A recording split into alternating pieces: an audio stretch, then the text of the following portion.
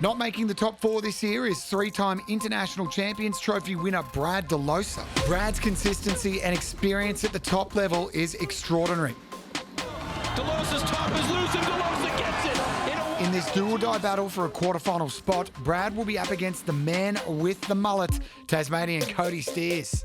Steers is also a contender here in Geelong and has forged solid results over the past few years with a runner-up finish in 2017 and a semi-final finish in 2018. To get that win, Steers knows exactly what he has to do.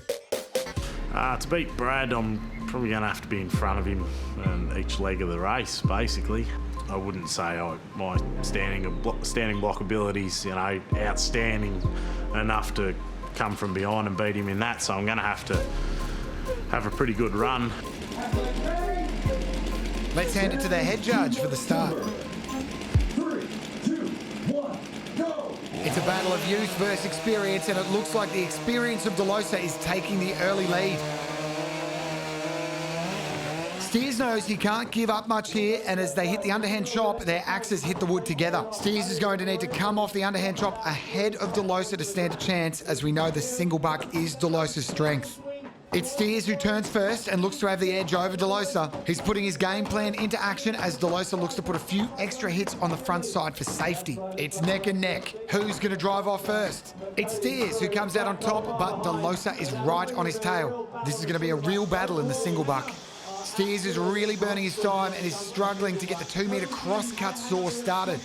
De Losa is an absolute monster on the single buck. Steers has lost the advantage that he had coming in. De Losa will want to have a lead on Steers into the final discipline, but it's Steers who drops first. It's all going to come down to this standing block. Who has more gas left in the tank to take them through to the next round? Is it De Losa or is it Steers? 8 hits apiece in the front side and they turn at the same time. Now it's a race to the finish. They'll be looking to put those drivers in, and here we go. Steers has taken it out against the experience of Brad De Losa in this cracker of a heat. Yeah, I was actually didn't feel real good when I found out I had to cut against Brad De Losa. Sort of, he's one of the best going around, so I knew I was up against it, but definitely a tremendous feeling coming away with a win there. Looking for the next win, Queenslander Jamie Head takes on the oldest man in the field, Tasmanian Matt Gurr. 3, 2, 1, go! On the stage, Head and Gurr have competed many times and they know what they've got to do to get the advantage over the other. Head has a slight lead as they both head for the underhand chop.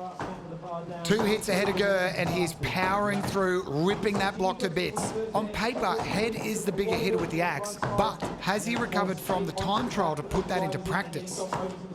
Gurr is a little bit behind, turning after Head, and he'll really need to stay in touch as Head is no slouch when it comes to the single buck. Putting in the final hits, Head should have an easy transition into the single buck as he sucks in the big ones.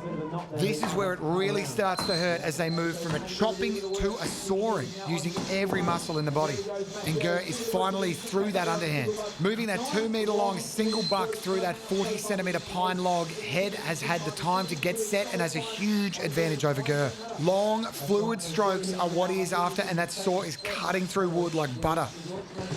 At this point, Head can really take his foot off the accelerator into the standing block and save his energy for the heats ahead. Although Head is in the lead, that tenacity is keeping up and his hit rate is consistent and powerful.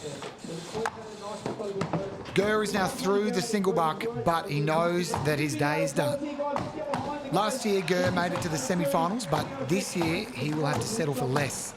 Head is now onto the backside of the log and he'll be looking to finish it off. A fantastic display of standing block cutting by Head will surely see him over the line.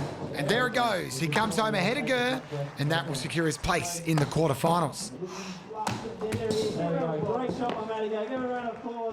Yeah, that's it. That was my plan, to just stay 5 or 10 seconds ahead of Matthew and get to the next round. Next one's obviously going to be very hard up against Braden Meyer. He's had one less cut than me, so I'm a bit more tired, but anything can happen. We'll just see how I go.